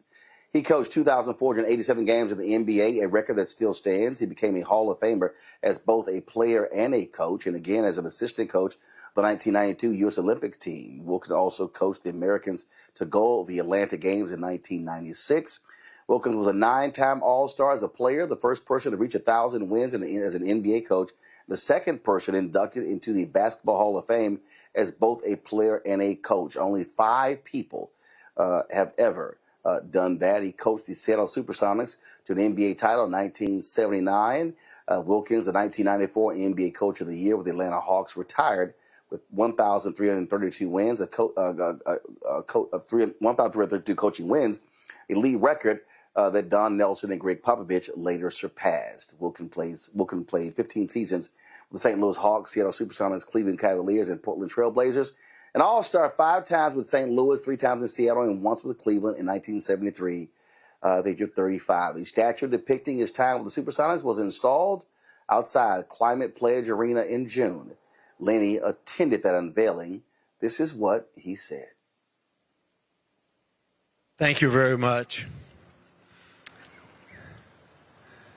Reminds me when I first came out here.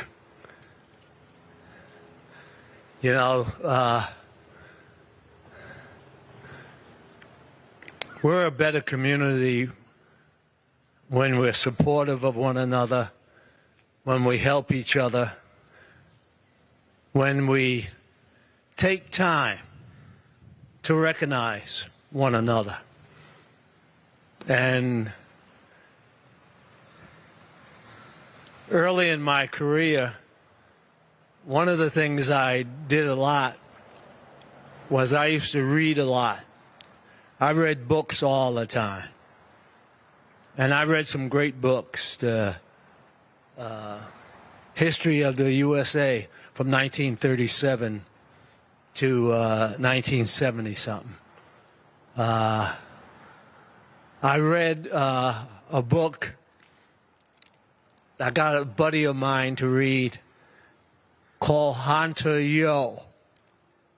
It was about the culture of the Native American. And I was so fascinated with it. It was unbelievable. I've been blessed. I'll be the first to tell you. I have a great wife, a great family. They're very supportive of everything I do. And that has allowed me to do so much, to be able to go everywhere and speak to everybody. Young people, I tell you, you're important. You mean something. So, the young people are tomorrow's doctors, lawyers, politicians. They're our future. And when we're supportive of each other, we make our community better. So, I just want to say, hey, thank you. Thank you so much. You don't know what you mean to me, but thank you. I appreciate it. Thank you. Lenny Wilkins was 88 years old. That's a good alpha man right there. Also, folks, the NBA is mourning the passing of former All-Star guard Michael Ray Richardson. He played 8 years in the NBA, was an unbelievable player, number 4 pick in the 1978 draft of the New York Knicks, 3-time All-Star with them, also with the New Jersey Nets. Led the league in steal 3 times, was a phenomenal scorer. His career was literally cut short because of drugs. He was just an unbelievable player. Upon his passing, the NBA said this on their Twitter feed. The NBA mourns the passing of 4-time All-Star Michael Ray Richardson. Michael dedicated his post-NBA career to using his life story to teach life skills to young people. We extend our heartfelt sympathies to his family, friends, and fans. All right, y'all. I'm here in Bermuda, and we've been got here yesterday, and going to be here all week. And they have the PGA tournament that's playing here this week. Lots of different things that have been happening here. It's the Butterfield Bermuda Championship. Of course, the Tourism Authority, they're the ones who are sponsors of this. And so we had an amateur tournament today at the Mid-Ocean Club, and boy, oh boy. So this morning when I woke up, man, it was raining, wind gust, and I was like, okay, this is going to be an interesting day. Yeah, when we started, the sun came out. Then we didn't see it again for the rest of the day. If y'all want to see what it looks like playing golf in crazy wind and rain, well, check this out. It ain't gonna die down.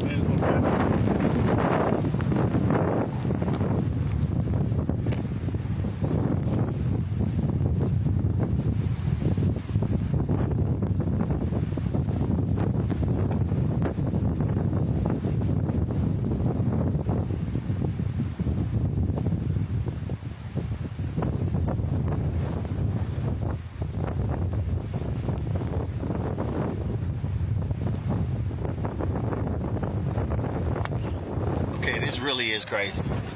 So I probably have not played. Where are we going? I probably have not played in these conditions in a really long time. Like I say, the rain is not that big of a deal. Rain is not that big a deal. I mean, I've played in rain before, but it's been a long time since I played where the wind was howling this much. This is crazy, y'all. Crazy. Okay.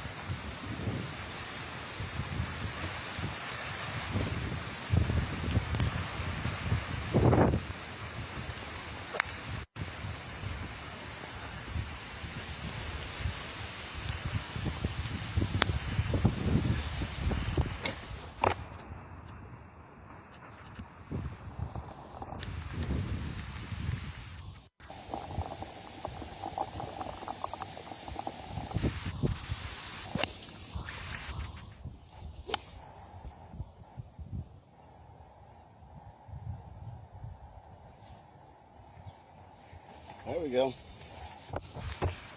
Well, the wind's died down. Like I said, we can play in this rain. 50-mile-an-hour gusting wind is a whole different conversation. So, now let's see. Let's see what happens.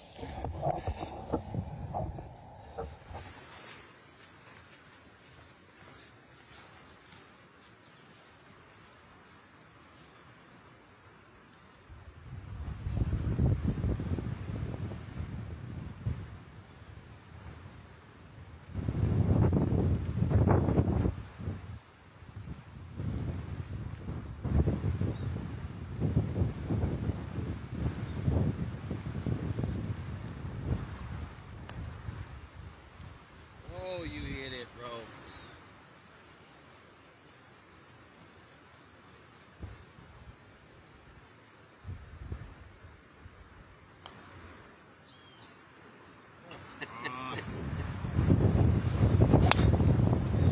That's good. That's a great line.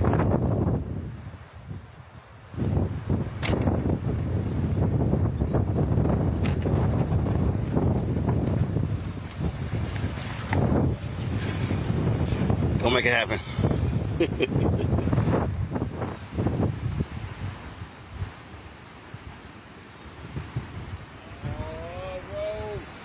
speed.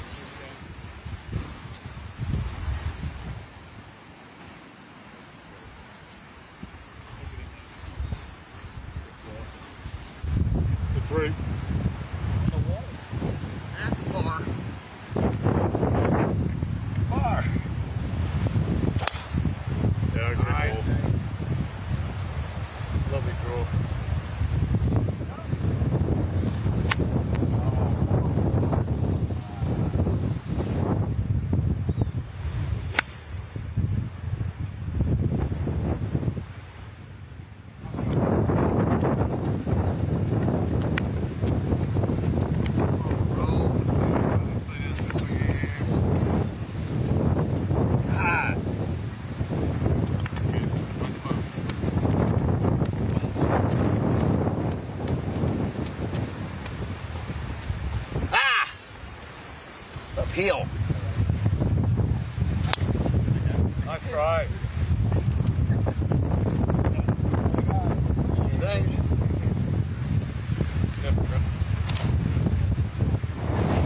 So here's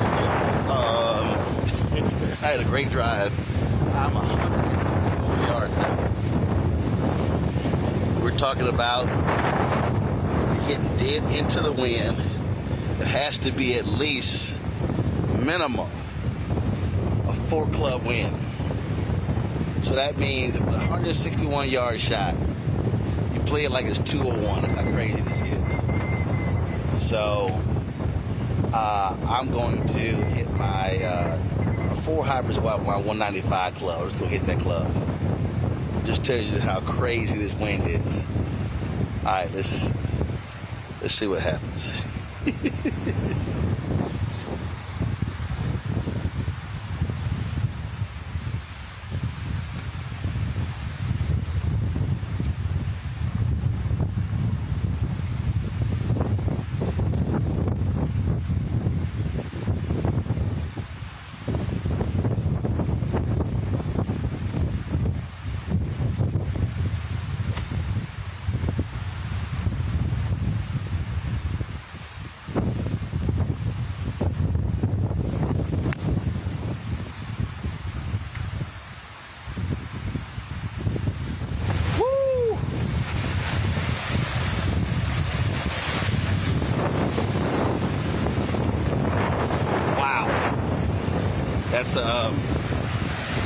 That's not a breeze.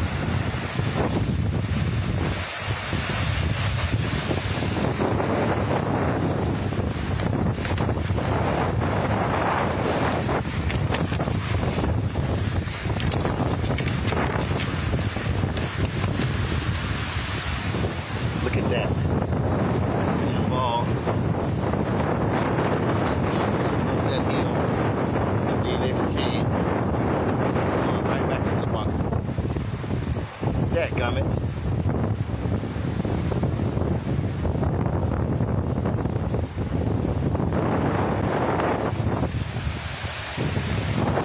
Wow, that's crazy. That's crazy. I should have thought this ball was going to be over. All right. I got to get out of this bunker.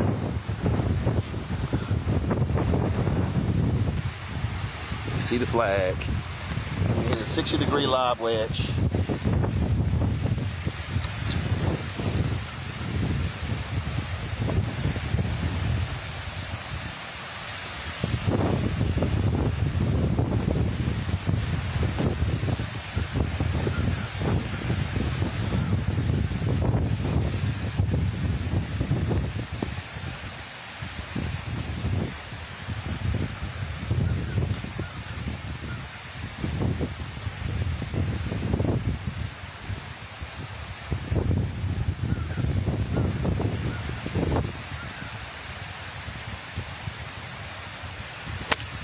Oh, crap. Wind is picked up. It's no joke. Oh. Some palm trees.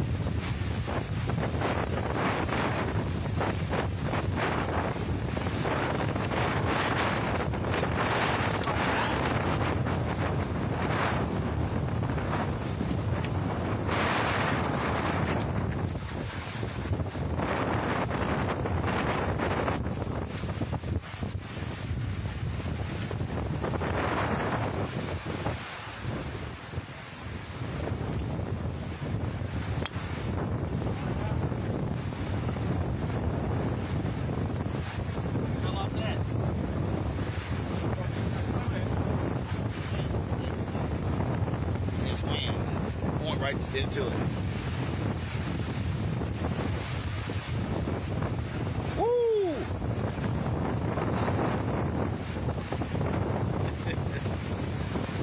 All right. Let's get out here.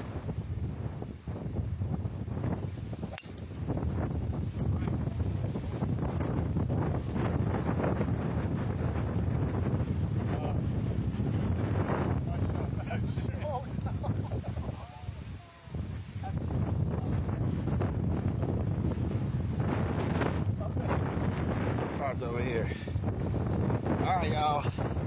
It's a $250 vintage blue shaft.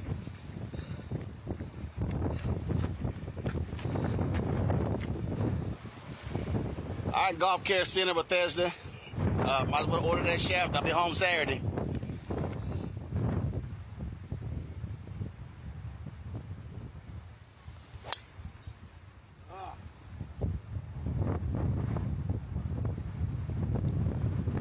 Hard path shot. All right, y'all.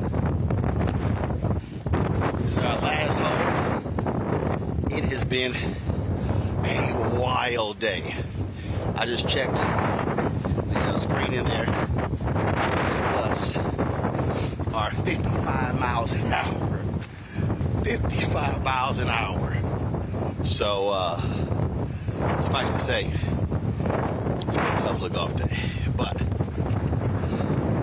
not Bermuda. Gorgeous. You know, it's a golf club. All right, let's go close this thing out.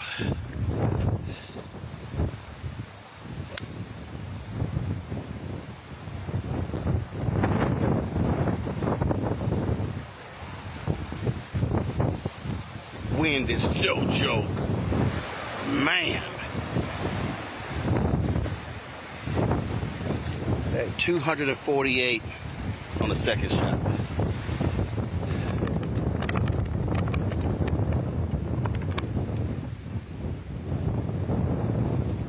Leave that short. Take it 5 on 1 anyway, actually.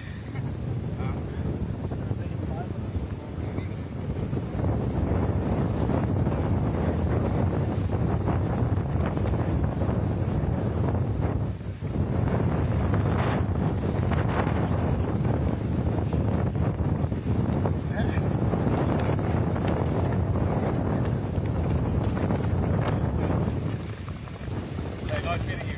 Pleasure. Likewise.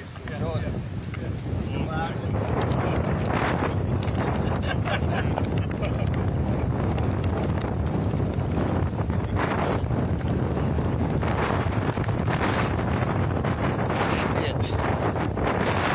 Felt like we were in a boxing match. And the course and the wind won. So that's the end of this amateur. We played the Pro-Am on Wednesday. Man, I want to go thaw out, try out, and soak in a hot shower. This was a test of endurance. But hey, we love golf. So did it feel like a heavyweight fight out there? I mean, if this is how I leave a heavyweight fight, you know who won. You came in here and comb your hair. I saw when you walked in here. Look, I look good. Do I not look nice? You trudged in here. Do I not look nice? Now. That's right. Don't let him see you struggle. Yeah, that was golf enthusiast Nikki Blaze. She know damn well we playing out there. It was crazy. I'm sitting there reading these comments in the chat, and they're like, "Oh hell no!" But listen, Mustafa, I don't care what anybody says. If I got a choice between sitting inside and playing outside in the rain and 55-mile-an-hour wind, I'm gonna pick the latter. Yeah, you're a wild boy. That's all I could say, because that was intense. Let me put my science hat on for a second. So you understand that tropical storm winds start at 39 miles an hour and go up to about 73 miles an hour. So I know. That's wild. I was thinking about you might be in Caddyshack 3 or something like that, because some of that stuff was wild. I think what people probably want to know is, what did you shoot for the day? Well, actually, so the tournament, we weren't keeping individual scores. So the tournament was 4 players, and whoever had the best score on that hole, that was the team score on that hole. And so I know I had at least 5. I had 5 pars. Our group didn't make a birdie all day, but man, it was like so that first hole when that rain really came in. Oh man, that was a par 4. I think I had a 9. When that rain, that was like the hardest rain, the most wind. Yo, that was crazy. But I mean, look, that's the game. Let's see, Kelly. Would we see you out there playing a 55-mile-an-hour wind? Absolutely not. Absolutely not. No. Why? Because I saw that footage and I was like, that was my cue to take a nap. Like, you see me outside. Not at all. Like, for me, and it's funny because as a kid, I did take golfing lessons and stuff. So it's not that I don't appreciate the game of golf. I'm just of the mindset that when I hear winds blowing, clouds graying, rain coming down in sheets, it's time to go to bed. It's time to go to bed. That is soup weather. That is weighted blanket with my basic chick pumpkin spice latte weather. That's not, let me test the elements like I'm Aurora, Storm from X-Men. Like, no, absolutely not. But kudos to you. It's Amen. Cameron, it wasn't that bad. Man, it's the win though. And Roland, we gotta hit the green. I'm an avid golfer. I don't get to get out there much, but you way more committed than me because hold on. Stop right there. Stop. You just said I'm an avid golfer. I don't get out there as much, and you way more committed to me. That means you are not an avid golfer. I'm a fair weather golfer. That's what we'll say. I'm a fair weather golfer. There we go. You are a fair weather inconsistent golfer. Yeah, fair weather inconsistent. I'll take that. I'll hit the range, but I've done the range several times. It's the winds. I'm not good enough to overcome the wind. And so kudos to you. That means you ain't no avid golfer. But we gotta go. Don't use that phrase again. We gotta get out there. Cameron, you need to go. You need to go to that range a little bit more. Going out there in the wind and rain? No, we're gonna wait till the spring for me. Listen, we're gonna wait till the spring. Roland's gonna wait for rain to then invite you.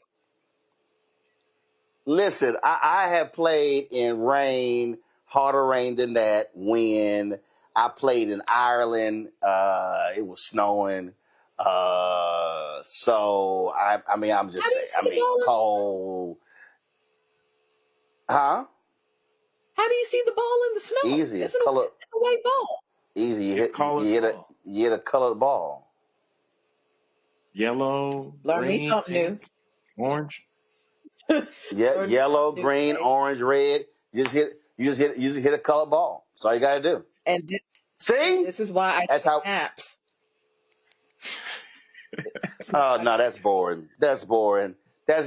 What's a better story? Yo, I'm in Bermuda. The wind was gusting 55 miles an hour. It was in the rain. We played 18 as opposed to, I was in Bermuda and the wind was blowing out to a nap. That's a boring story. Okay, gotta go to a break. Come back, Marketplace, right here, Roland Martin Unfiltered on the Black Star Network.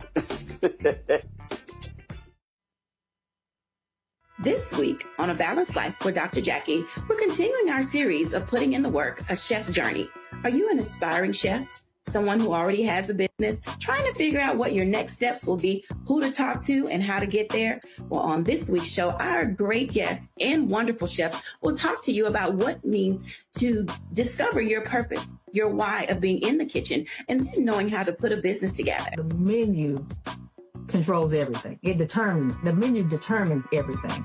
But the business plan is where you have to go back to. When you get into the business, at the end of the day, social media and TV, all of that stuff is cool, but you still have to run a business. You still have to be in relationship with people. That's all next on A Balanced Life with Dr. Jackie here on Black Star Network.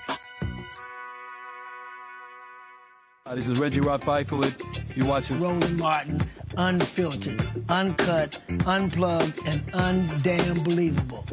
You hear me?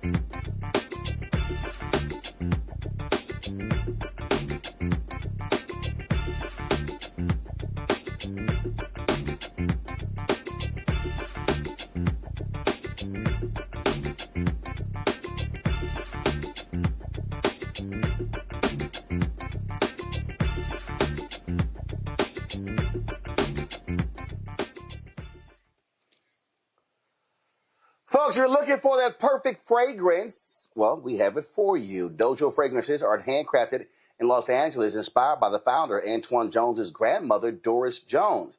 Antoine birthed the company during the pandemic. He joins us now from L.A. All right, Antoine, glad to have you here. So when you say that it was inspired by, it was actually birthed, you birthed the company during the pandemic, but it was inspired by your grandmother. Explain. Yeah. So when I was 19, I was a doorman in New York, and I took a fragrance making class from a lady in the building. And I was making fragrances and making candles for about 10 years. And I promised myself that if I ever had the time, I'd create a fragrance company. And then COVID came, and I had nothing but time. So Dojo is a promise that I kept to myself. And when I was looking for a name, my grandmother passed away when I was 12, and I wanted to honor her. And that's why the company's called Dojo. And her name was Doris Jones. So, okay, what's a fragrance class? Like, what is that? Yeah, so it was basically the lady in the building. She just kind of had a bunch of neighbors come together, and she kind of taught people how to mix fragrances. It was like a small rudimentary class, just kind of introduce you, get you used to mixing different fragrances and things like that. Okay, and so you took that class, and then how long was it before going from that class to actually launching your own company? About 10 years. Yeah, so after the class, I just, experiment with candles, fragrances, and just different things, but I never really had the time to start the company, or I never had the funds. And, with COVID, it kind of gave me a break, so that I can start the company. Gotcha. And so when you're creating a fragrance, what are you looking for? What smell? I mean, is with some too strong, some too soft? What are you actually looking for? Yeah. So with my fragrances, I work with a really good fragrance maker. And so we work together, and we just kind of play around with things. Sometimes we get inspired by things that are already out there. So one of the fragrances that you actually have is very rich, which is inspired by Baccarat Rouge. So I get inspired by things that are already out there. So so you get inspired by these different things that are out there. Yes. And so your fragrances, Are they for men and women or only for women? Yeah, everything is unisex. Yeah, everything is unisex. Okay, so now explain that, because there are some fragrances and perfumes that are targeted to men, others targeted to women. And so how did you come up with this, frankly, neutral, if you will, that can be used and worn? Yeah, so I just chose scents that, men and women would feel comfortable using, so that's kind of what I wanted to make sure when I had all my fragrances. Okay. All right. Questions from the panel. Let's see. Who probably wears the most cologne or perfume? It's probably going to be Cameron. Here we go, bro. Here we go. I mean, I do wear good cologne. I like to smell good. Congratulations on. Well, I don't know why that's funny. I don't know why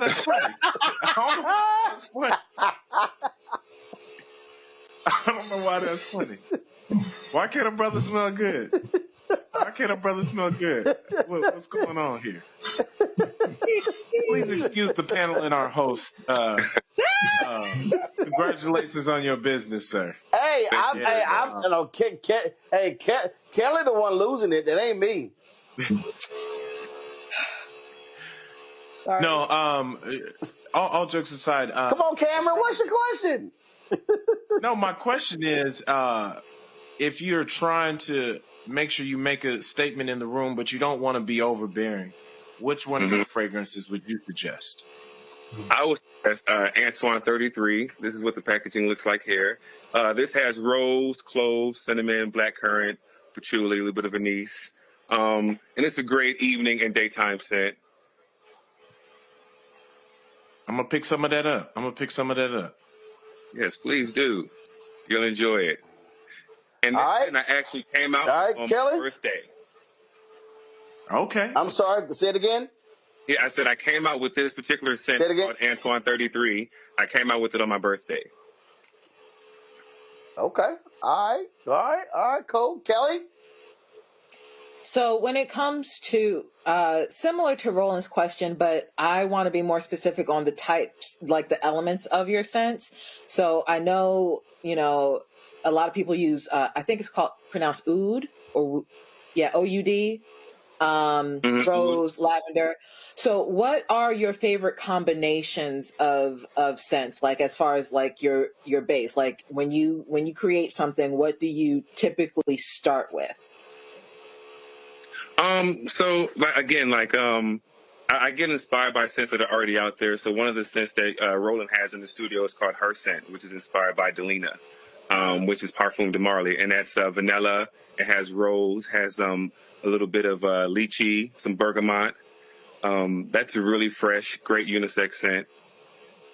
And then I also have a sandalwood and cedar and leather and violet and musk if you want like a deeper, more woody smell. Yeah, I have a wide variety of scents. I have things for everyone. Okay. All right, Mustafa. Yeah, well, Antoine, congratulations, on your success so far. Could you talk a little bit about, because you started during COVID, can you talk a little bit about what your greatest challenge has been, and then what has been your greatest success for your business? Well, COVID really gave me the time. So before COVID, I never had the time or the money, but with COVID, we had nothing but time, so I really utilized that time, testing different fragrances and different scents, sending things to my friends and family, kind of seeing what they liked. And what was the second part of the question? What was about challenges and success? Oh, challenges. Well, this year in particular has been a little bit challenging, like with everything going on. So things have definitely slowed down a little bit.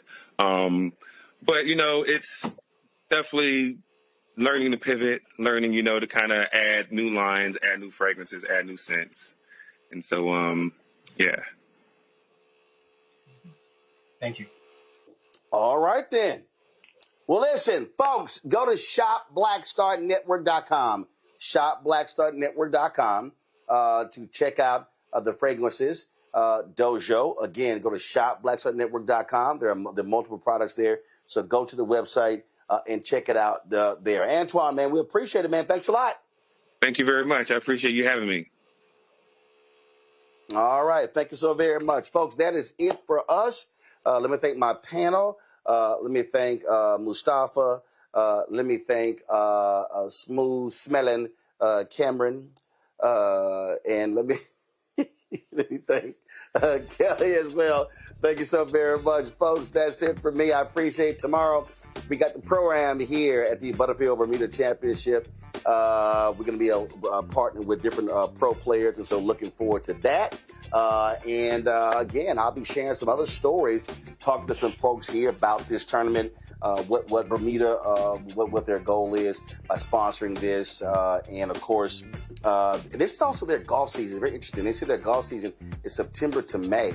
I was talking to one of the guys. He said it was too hot. I'm like, too hot? Man, please. He said, shoot, I'll give me the heat any day of the week.